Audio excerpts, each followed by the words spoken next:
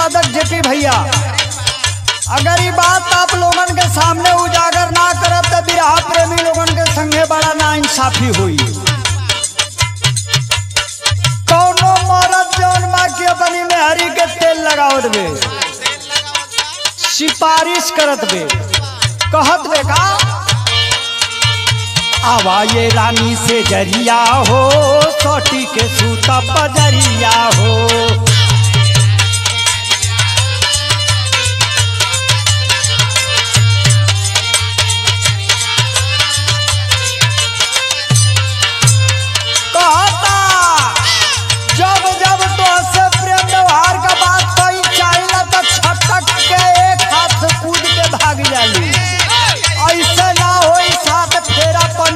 सामान लेके लिए आयल बानी तो हके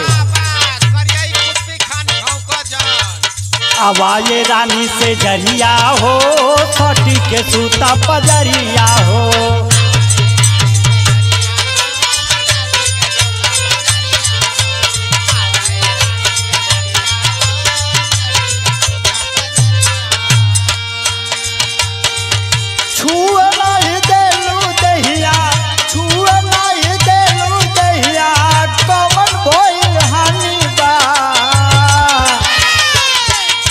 बलौमती कमर में परेशानी बा, ये बलौमती कमर में परेशानी बा। क्या बात है।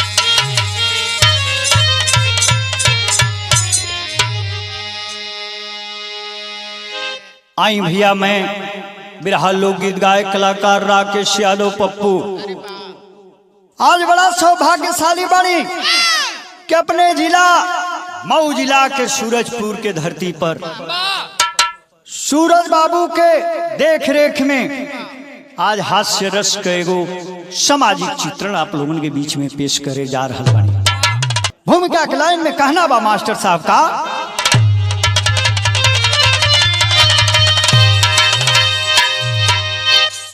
बल छल कला हो या गैरत बला हो, मार्गदर्शन सभी को कराती है बुद्धि।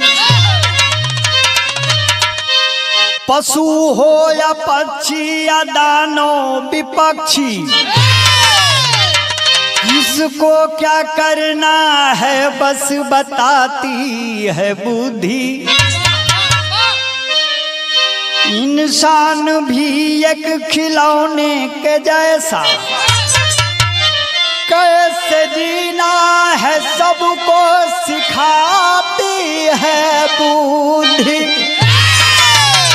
दीनेश बल से बली हर गली में चहकती, धूल में फूल हंस के खुलाती है बुद्धि।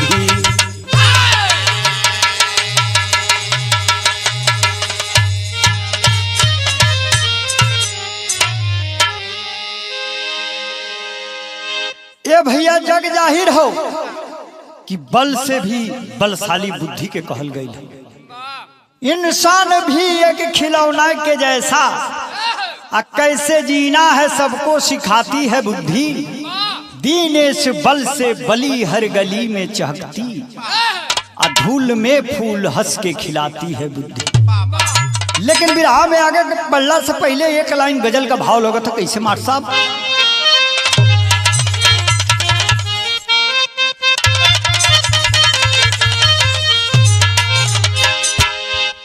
कौनो सिरफिरा अपने महबूबा से कहता का, अरे मेरे महबूब अरे मेरे महबूब मेरे साथ बड़ा काम किया,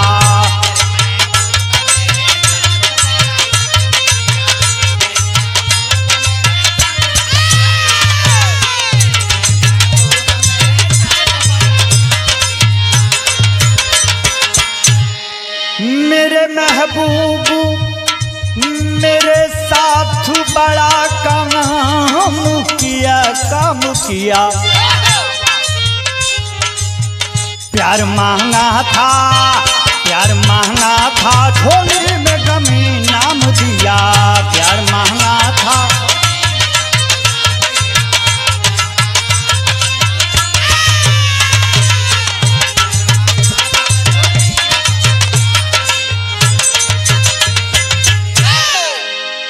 ये तो बिरहा में गजल का लाइन रहल है, लेकिन भाव कितना सुंदर बिरहा में सजावत हो कवि जी कैसे। बिना बुद्धि का, बिना बुद्धि का जग में जीना बड़ा भारी है,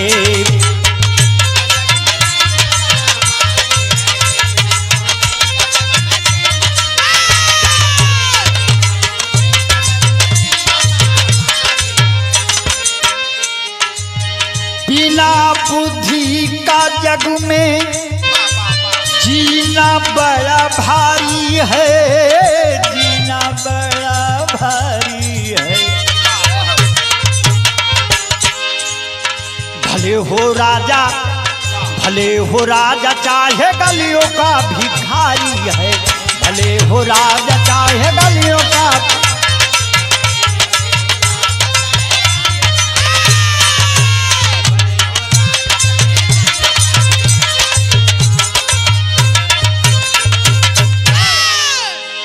कभी समाज खातिर कहत हूँ कि बिना बुद्धि का जग में जीना बड़ा भारी है, अब भले हो राजा चाहे गलियों का भिखारी। बुद्धि ना रही है बाबू, लोग पीछे से पानी फेंकी ढेला मारी, पगला पगला कहीं कहीं जतना मिली। ए बाबू मैल कुचैल पहन के मजबूरन रोड पर घूमे लगवा आ सिक्का आधार तोहर बन जाई। लेकिन ये बात कब कह, कभी सर के माध्यम से लिखत हूँ।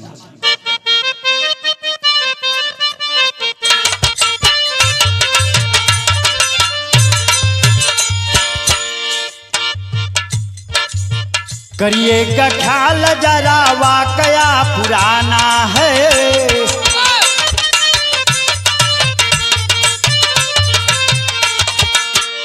अकबर बीरबल को जानता जमाना है,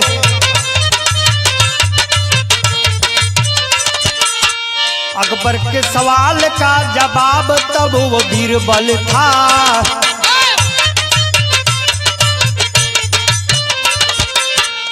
सोते जागते में हर ख्वाब बीरबल था।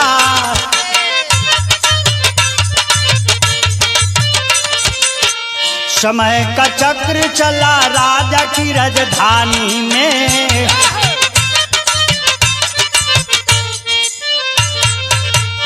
हलचल भारी मची पशु और प्राणी में, पड़ा अकाल लोग हाय हाय करने लगे, बिना ही मौत के तड़प के लोग मरने लगे। गया खुसरू राजा से कहा विपता सारी है,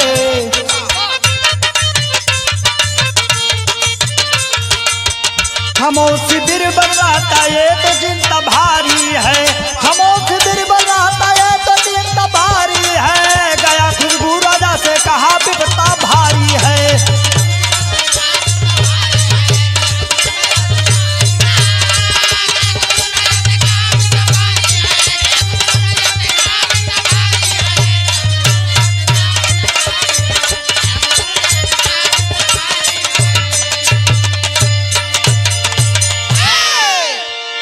ये बाबू अनपढ़ गंवार इंडिया में अगर केहू राजा रहल तो ओकर नाम अकबर रहल, लेकिन दिल का बड़ा साफ हो, राजाओं में महाराजाओं में उनका नाम आता है।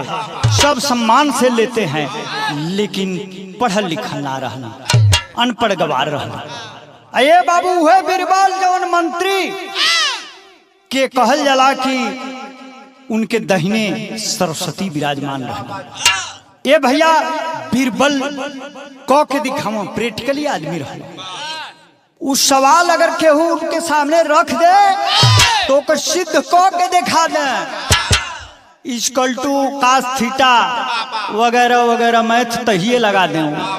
ये बाबू तहलका मचल रहल। अकबर का जौन है कि मजबूरी रहल कि बीरबल के मंत्री रखा। इधर अकबर का साला जौन रहल खुसड़ू, एक अखिया का कान रहल। ई जरे की इतना मान सम्मान दरबार में हमार काहे ना हो। हम तो दुलरुआ साला हैं, लेकिन ये भैया बुद्धिए कुल करावे ले। ओ लेवल का बुद्धि विवेक केहू का ना रहल। राजभवन में बीरबल का डंका बजल रहे। समय धीरे धीरे बीतल हो, अकाल पड़ गल हो, पानी का वर्षा होते नहीं खे, जीव जंतु पशु प्राणी सब लोग परेशान हो गई कि हे अल्लाह भगवान, अगर ऐसा ही रही तो सब गर्मी से और पानी बिना मर जाई, हाई फसल सब झुरा जाई, सूखा पड़ गई हो, कैसे सब जीवन यापन कैसे हुई। वही में खुशरुआ जो बाकी आग लगावे खातिर अपनी जीजा कहले चली गई। कहता जीजा जी एकर कारण जानत हवा का हो। देखत है कि बीरबल कुछ दिन से हंसते नहीं थे। अगर वो हंस दे तो बरखा हो फल शुरू हो जाए। आइए राजबा वो हंसी नहीं तोरी राजभवन के बदनाम कई चाहता। अब तो बीरबल अनपढ़ गंवार दिमाग में ठान लेना कि सही है कहता। ये हमारे रिश्तेदार बा, हमार साला बा, आई जोन कहता है 100% सही कहता। काहे कि बीरबल के हमऊ देखता नहीं कुछ दिन से उदास उदास रहता, हंसत बोलत नहीं थे। बोलो हमारा दरबार में कहे बीरबल तुम्हारी क्या परेशानी है, क्यों नहीं हंसते हो। बीरबल हथवा जोड़ के कहना कि राजा साहब पशु प्राणी पक्षी सब लोग त्राह त्राह मरता। ये समय में है अनहरा की तरह बेवकूफ बानी हम हंसी बत्तीसी दिखाई जनता में। दिल में तकलीफ होती है, लोगन का दुख नहीं की हम देख पावत, यही लिए हमारे चेहरा पर उदासी बा। कहता ना बीरबल की नहीं हंस देवे तो कहता कि बरखा हो जाए। लेकिन बिरहा में आगे बढ़ला से पहले बड़ी चटपटी धुन लगत हो। कैसे मार साहब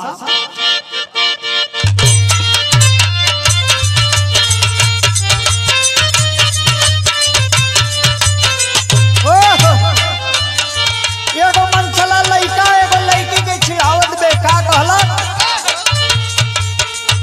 ये नहीं खे जहनत तोहरा बारे में।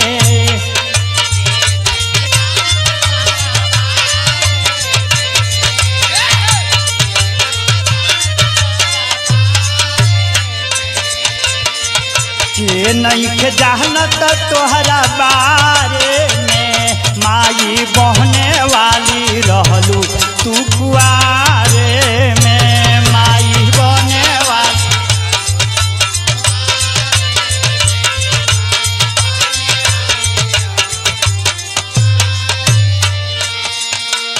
लेकिन ये तो सर्जरा लेकिन फर्ज कितना सुंदर कवि जी लिखत हुआ। बोलल खुशरू राजा जी से बनियान हो,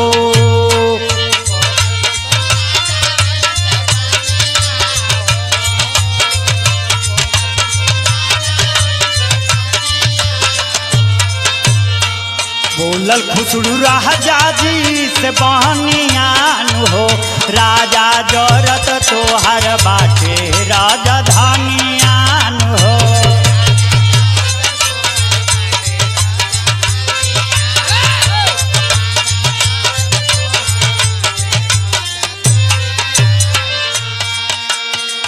जुगुत लगावल राजा तोहरा न बस के।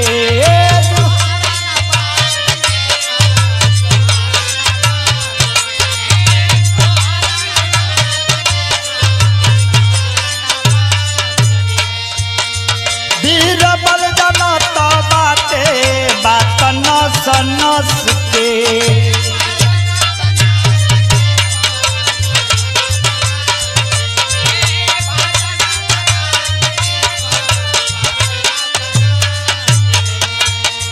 राजा जर तोहार राजा धनियान हो, राजा जर तोहारा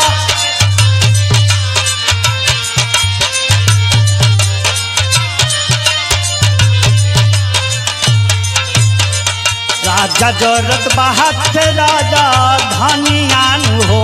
बोलल खुसरू बाटे राजा जी से बनियान हो।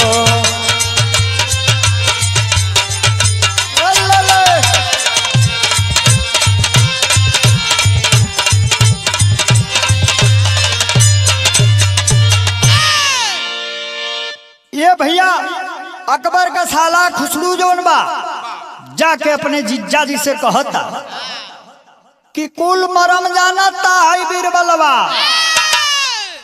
काहे बरखा नइखे हो तेकर कारण उ सब जानता। ससुरा अगर हंस देता हमार उम्मीद है कि बरखा हो जा। जहिया से मुंह गिरा के रहता राजभवन में आवता तहिए से अकाल पड़ल हो। लेकिन बिरहा में एगो बड़ी बढ़िया धुन लगावत हूँ कवि जी। कैसे बा मास्टर साहब?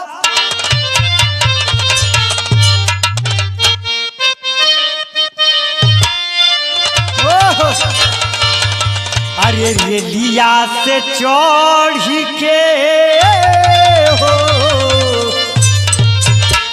अरे रेलिया से चढ़ के जहाजिया से उतरी पिया रंग नवारे गई ना।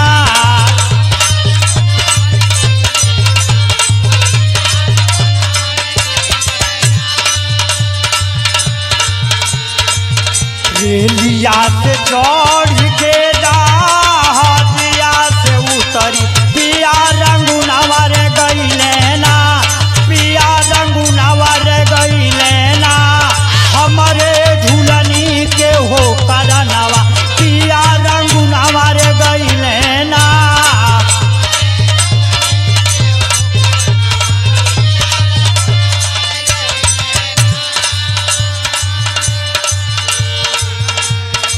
ये तर्ज रहा बिरहा वाले की फर्ज कितना सुंदर कवि लिखत हुआ। हमार बिरहा नया मोड़ के तरफ जाता साथियों। पेट में गुदगुदी उठे लगल हो अब्बा से, लेकिन भाव लिखत हुआ कवि जी का। बीरबल पेट भइले राजा की समानवा मान कहनवा ले बना।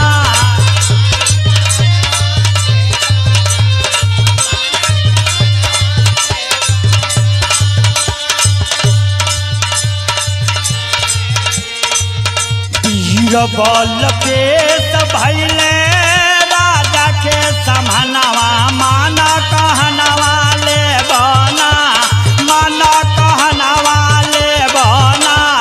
हंस के ले ला भरल खजनवा माना कहनवा ले बना।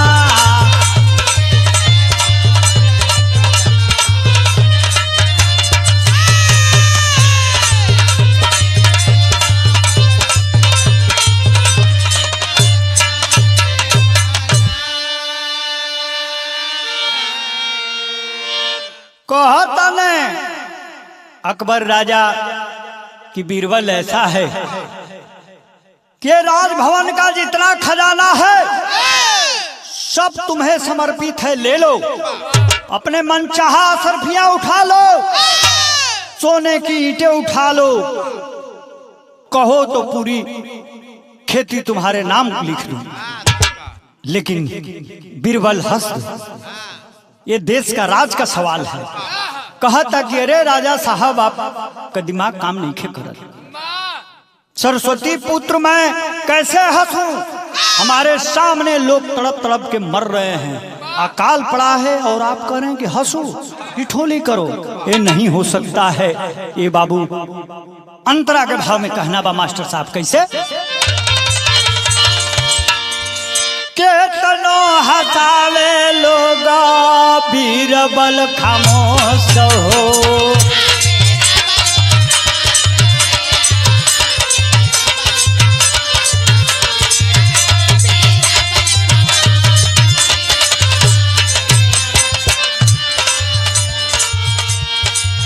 राजा का देखी देखी उड़े लागल हो सहो।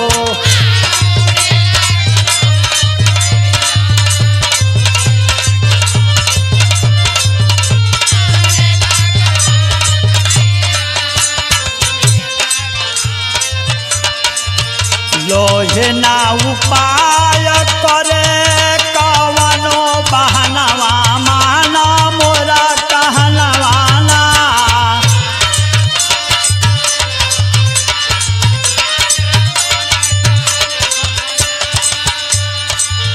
लोहे ना उपाय करे कवनो बहनवा माना कहनवा ले बना माना कहनवा में बापर नवा माना कहना वाले बना।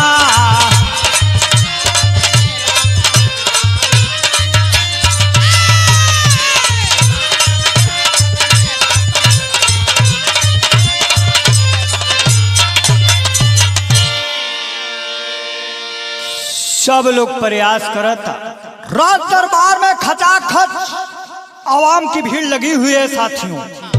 हाथ से व्यंग कलाकार और कॉमेडियन आके ताता लगाए हुए हैं। अकबर जी कहते हैं कि कोई ऐसा व्यंग कहो, हंसने की बात कहो, यहाँ से असरफियां और सोने की ईंट ले जाओ, लेकिन किसी भी तरह से बीरबल को हंसा दो, राज का जो है कि कल्याण हो जाएगा। ये बाबू गीत लगत हो, लेकिन गीत से सुंदर कभी भाव लिखत हो कैसे।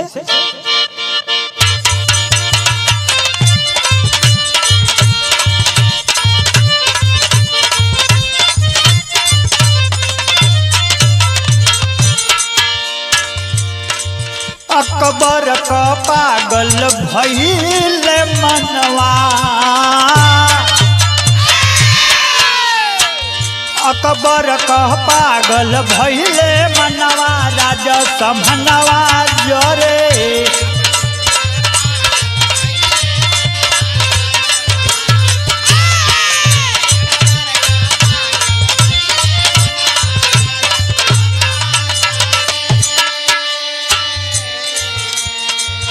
बीरबल निर्दया भइले कैसे समझाई हो।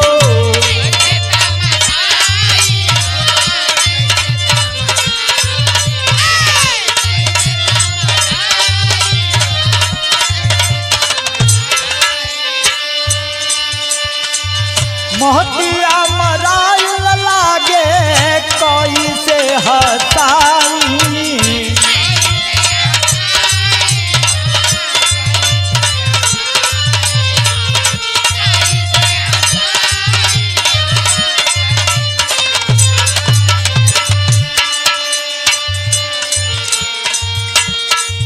राजा से निकाले तो वने छनवा,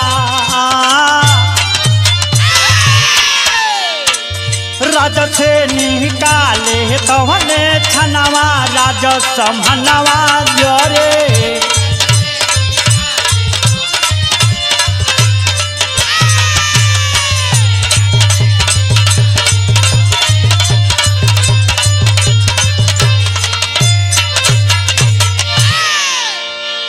सब प्रयास जवन हकी अकबर का धाराशाही रह गए।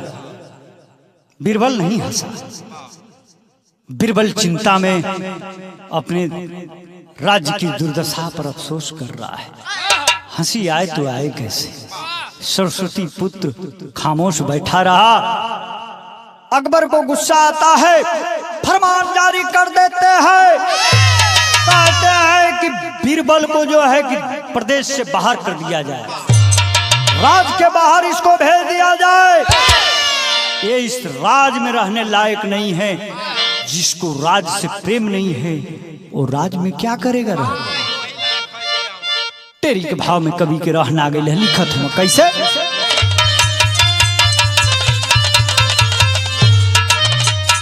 बीरबल से हार राजा राज में, अरे लोग खामोश हो गई ले, ऐसा हुआ तका जा, अरे तका जा। बीरबल से हारे राजा राज में, लोग खामोश हो गई ले, ऐसा हुआ तकाजा। भाई समय का फेर जवन है कि चरम सीमा पबा। अकबर को यह लग रहा है कि मेरा मामूली मंत्री है, मेरे आदेश पर भी इतने सारे इंतजाम के बाद भी हास्य कलाकारों को बुलाया, इसके बाद इसको हंसने में क्या दिक्कत। विदेशिया के भाव में कवि के लिखे पड़ता।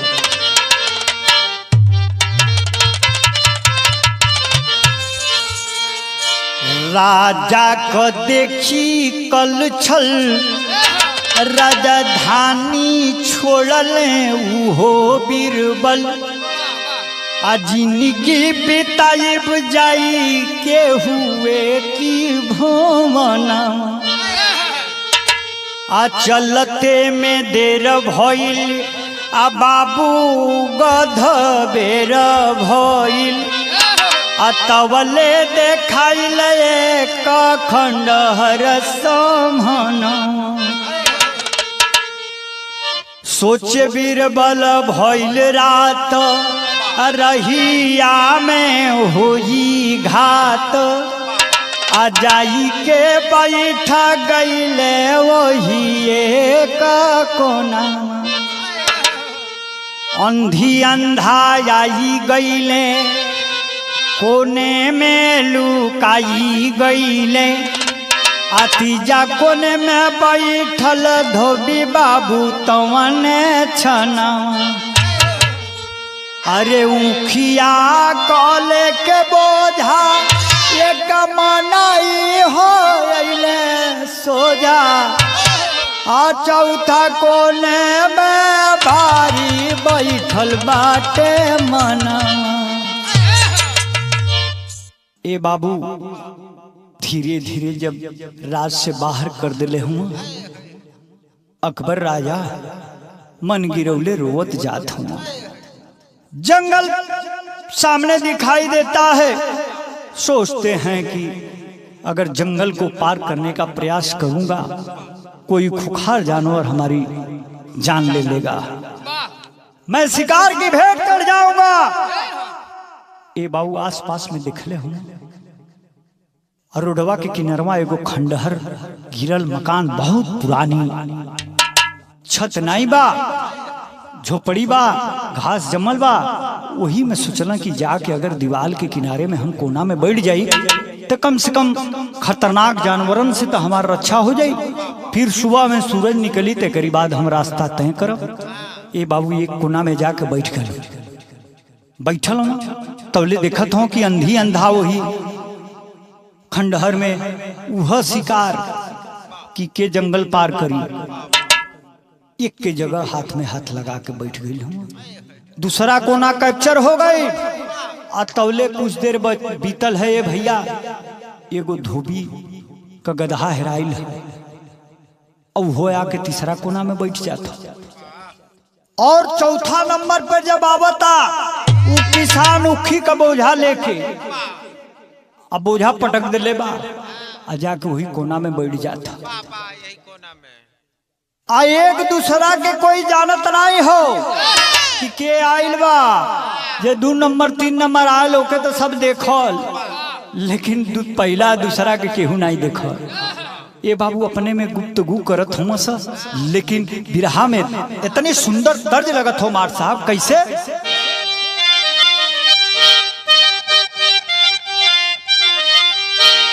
एगो लड़की से कहता का, अरे बाजाए गोरी, अरे बाजाए गोरी बजाई दे तोहरो बाजाए गोरी।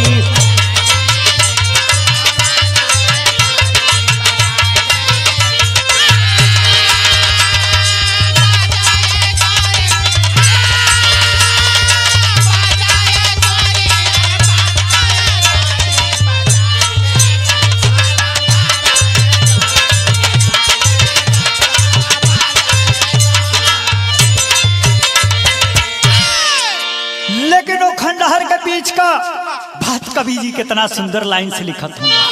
केहू केहू से बोलत नहीं खे, सब अपने अपने के दबा के रखा ताकि केहू जाने न पावे कि हम बैठल बानी यही। वो समय का बात लिखत हूँ कवि जी का। अरे केहू से केहू, अरे केहू से केहू न बोले रे भैया, अरनिया रतिया के डोले भैया।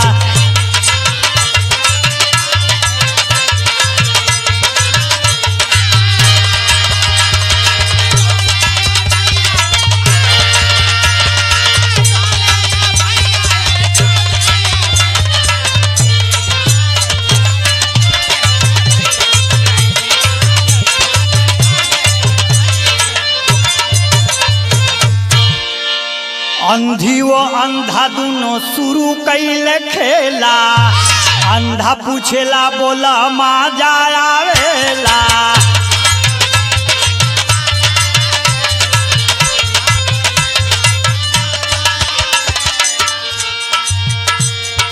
आसन लगवली जवन, आसन लगवली जवन होले भैया, रनिया रतिया के डोले भैया।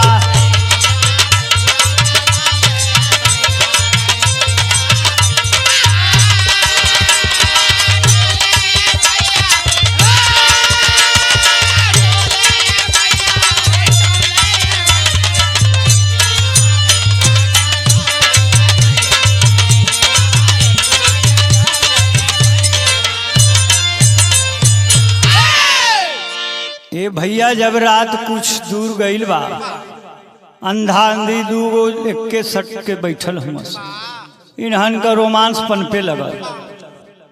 अनहरा पूछता अनहरी से का हो मजा मिलता।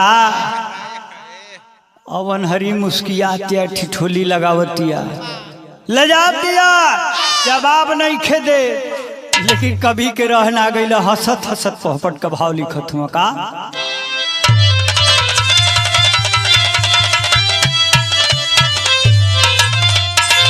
अरे अंधी बोलला लौकता बात त्रिलोक झोंकदा रतिया में, अदबिया सुन के पवलस नाही रोक झोंकदा रतिया में।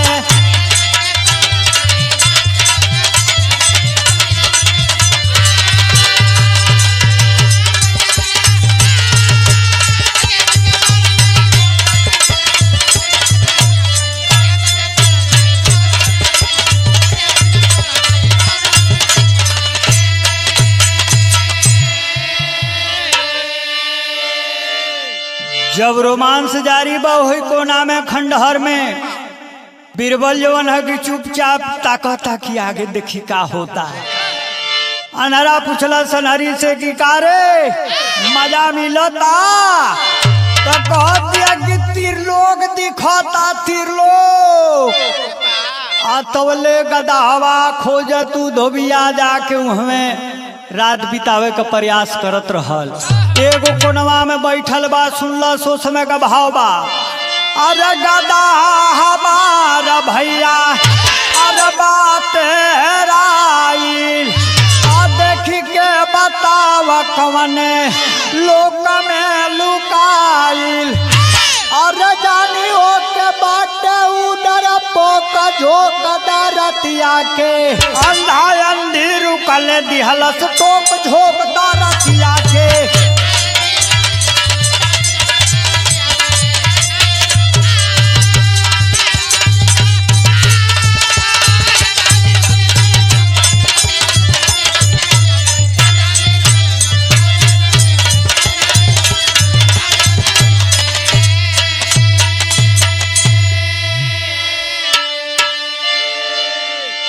कहतिया नरी की अरे राजा एकदम झोंकले रहा, हमके तीनों त्रिलोक दिखाई देत हो।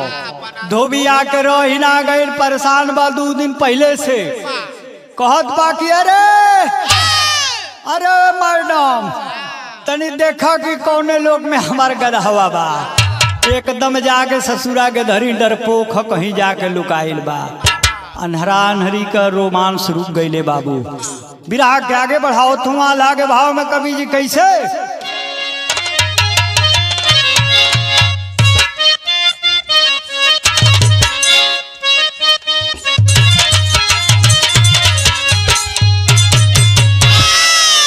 अंधी बोला लयाना रास धीमी बचनिया ये भैया।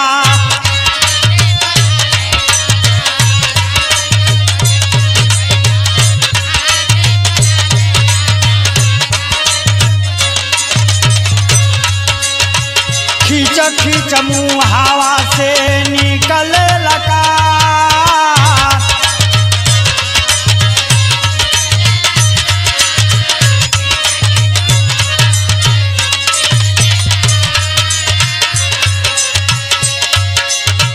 तवल्ले उठिया बाला बाला या बहिन जगत बानी।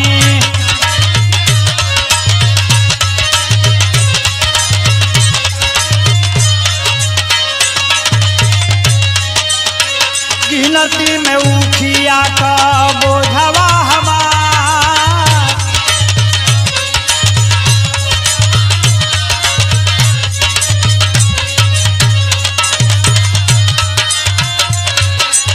ये कहू जो कम भइल रतिए वसूले लागब।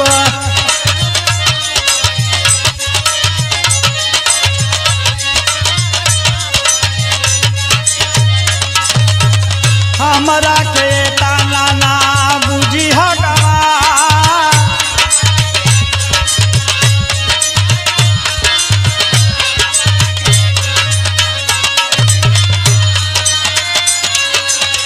देख के तमाशा बीरबल रोक नहीं पवले भैया।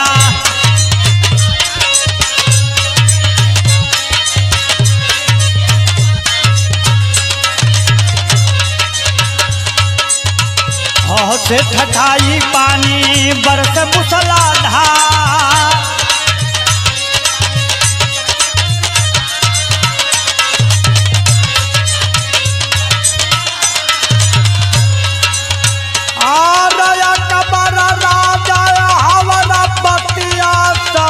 हो गईले लागता कि हंस दिहल बीरबल हमारे। अरे लागता कि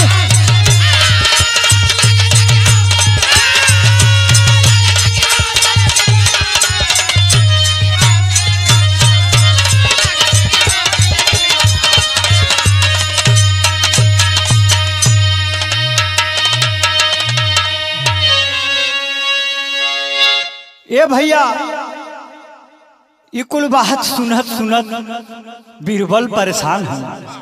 पहला रोमांस का बात सुन के हंसत हुआ खिखी खिखी। आज जब धोबिया कहलस कि जब तीनों लोग तो के लौकता तो देखा सरवा के दहवा हमार के ने बा, हम 2 दिन से बेखैले पियले खोजे तनी अन्हार हो गई है। अये भैया जब अंधी अंधा जानना सा कि अमन का रोमांस के तीसरो देखता तो बुढ़िया कहते अरे खींचो खींचो। उखिया वाला बुझलस कि आही दादा हमारी ऊख लुटता न सा। कल के खबरदार कुल उखिया के नले है बोझवा का। आज जब कृत्य ये भैया वाक्य जब सुनले हुए बीरबल ठठा के जोर से हंस दिहल। अब भगवान का कृपा हो देखो धाए धाए बारिश होखे लगा, चमक और गर्जन के साथ बादल भी उमड़ के आ गई। आज जब बारिश होखे लगल है कुछ दूर पर तो खंडहर में रुकल रहला। अब बीरबल अकबर ऐलान करते हैं अरे बीरबल कहीं हंस दिया है इसलिए बारिश हो रही है। हमारा प्रिय जो है कि वो मंत्री है, उसके बिना राज चलाना मुश्किल है, उसे खोज के लाओ। ये बाबू 12 बजे रतिया को घोड़ा ही करत करत दौड़ देना सो। फिर आगे समाप्ति पकड़ी का भाव देते हुए कवि जी कैसे।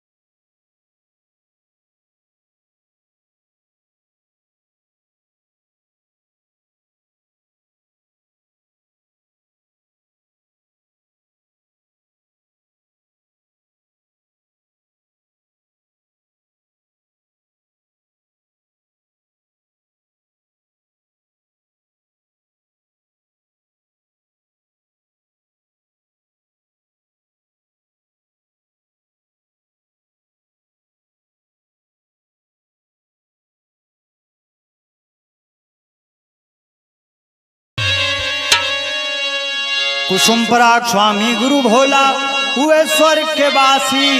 अरे काशी गुरु सुरेंद्र को भारी हुई हुलासी हो। अरे बीरबल से राजा हारे राज में दिनेश राकेश यादव का तेल लगा जा।